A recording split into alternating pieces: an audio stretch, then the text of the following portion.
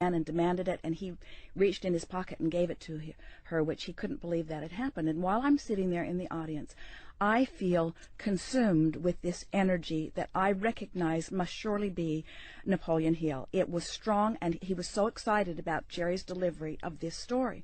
So as soon as Jerry got off the stage, I said, Jerry, I believe that Napoleon Hill has something that he wants to say to you. And we went to the car, sat in the back seat of the car in this Napoleon Hill? I know, I'm sorry, but it's, okay. You know, no one's dead. Okay. You know, and so Jerry has activated this by his lively expression from this book, and so this energy is now interested in what we're talking about. And Jerry asked Napoleon Hill, what would you have done differently? And Napoleon Hill said, I would have told where I got it from. And Jerry said, why didn't you? And he said, the book would have never been published. So then, Napoleon Hill, author of Think and Grow Rich. Yes. So then years go by, we receive Abraham. I had never heard the word law of attraction. I'd never read any of this stuff. Abraham encouraged me not to read because they didn't want me to worry about where I was getting anything. So we're bipping along, we're doing our thing, and then my dad died, and so we went out to the funeral, and Jerry doesn't go to the funeral, he goes to the bookstore, and he finds this book, Think and Grow Rich, and it's a weird-looking book, and he picks it up, and it's the original manuscript that it was just now being published. So he buys this original manuscript, then he buys a copy of the book that he had been reading all these years and compares it line by line, and every reference to vibration, everything that's vibrational, everything that talked about the ethers, all the stuff that's like Abraham stuff is edited out of the book. The original book. So Jerry and I just thought it was so funny. So now here we've come full circle. We're interacting with Rhonda. And the reason it was edited out is because people can't receive just what you're just saying. They're not ready for it. And so then we meet Rhonda. She's Rhonda Burns, The Secret. Listening to it, and now she's making a movie called The Secret. And as they are in the editing production, early in our process with them, we get this correspondence from her that Rhonda's been told that they have to edit out the word vibration. And so they edited the word vibration. And Jerry and I said, 70 years later, we're still editing out the word vibration.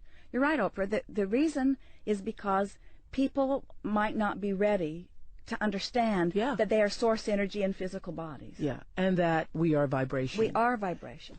Now, in your book, The Law of Attraction, you say an all-inclusive, never-changing set of rules doesn't exist. When I read that, I thought, well, geez, when people read that, they're going to think, well, this is in conflict with Christian teachings, specifically the Ten Commandments. Christian teachings are in conflict with Christian teachings, too. Yes. You know, well, I can't argue that.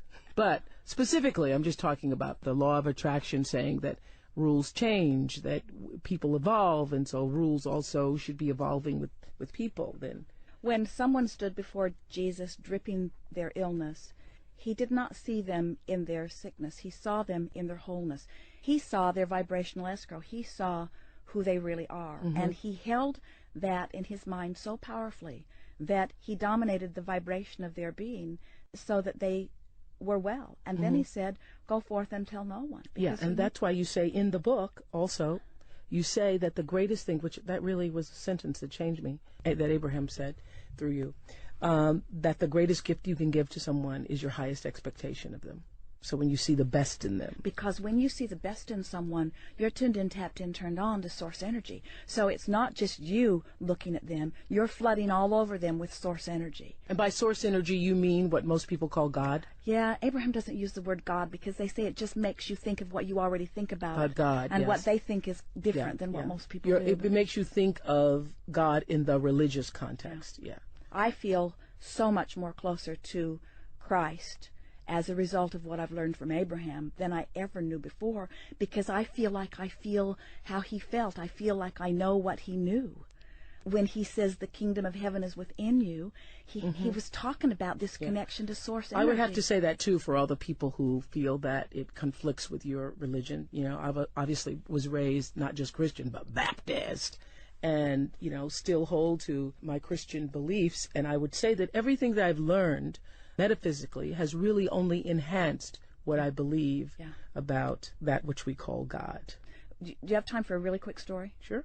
We were doing some telephone consultations a few years ago, and there was a woman talking to Abraham, and what she really wanted was a fortune telling. And Abraham's a teacher. They don't tell fortunes. They try to empower people. And so she wasn't really having a very good time. And so Abraham said to her, let's pick some subjects and activate them, and then they'll show up in your experience, and then you'll know your power. Well, she wasn't having any of it.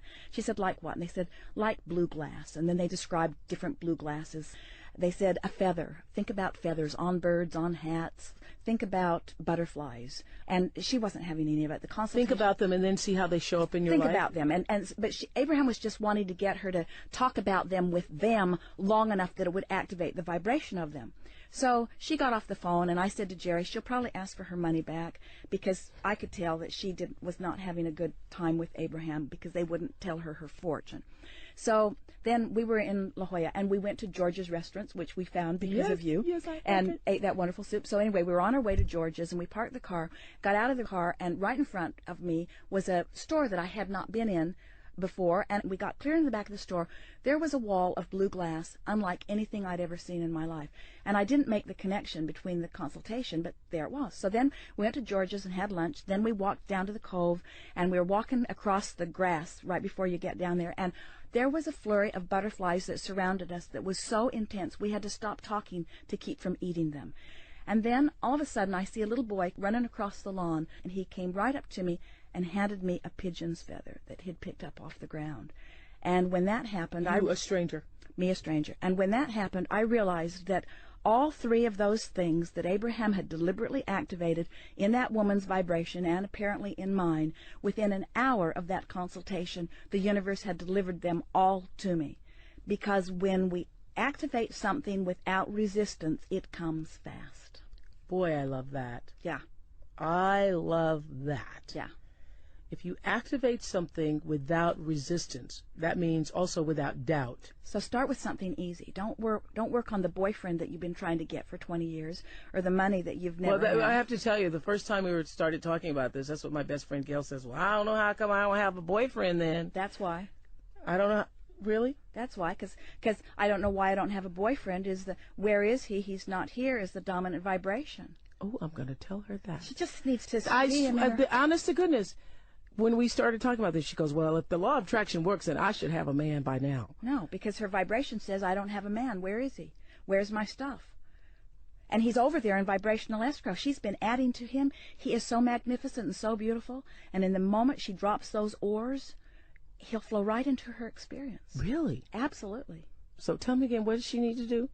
She needs to stop talking about him not being there and start saying things like, well, maybe he's coming, and I'd like him to come, and I believe that he's out there, and wouldn't it be nice if I could see him? She did say that on the road trip. I believe he's coming. I believe he's there. And so when that is the strongest vibration within her, he will be there. But as long as he's not coming, she's holding him away with those other thoughts. So you're saying start small. Start with something easy, meaning something that you're not already worried about. So and start with that, what? Because you're testing it? You're just testing it. Well, you can test it.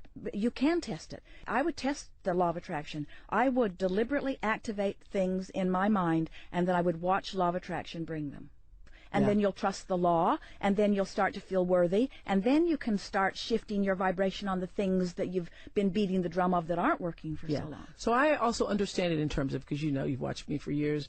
Those of you who are listening heard me go up and down the scale. I understand why the struggle, that just exactly the word struggle with weight, has made it such an issue because of the struggle. Exactly. And so in order to be freed of it, you must release the struggle of it. No longer fear potatoes or potato chips.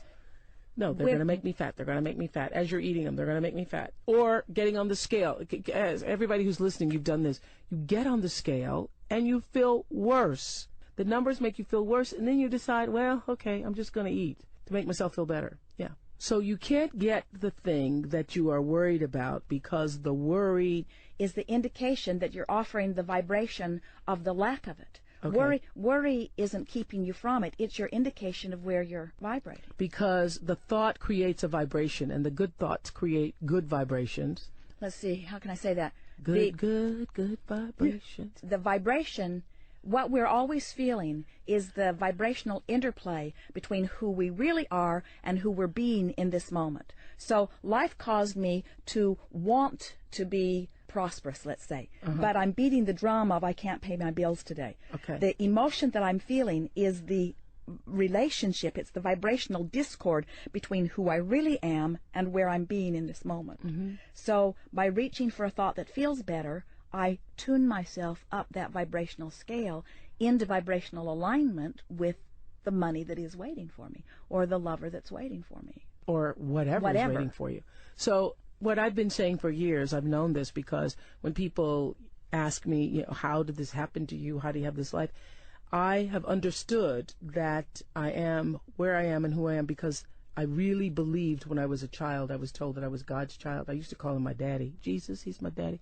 So I really did believe everything that I was taught about the kingdom of heaven is at hand, and ask and you shall be given, and greater things than these that I have done. I really, really did believe that because that's really all I had to believe. So I grew up thinking that I could be whatever God wanted me to be. Isn't that a nice thing for you to know? Don't you want everybody to know that? Yes. I do too. Yes. I do too. Yes. And that's why we are where we are.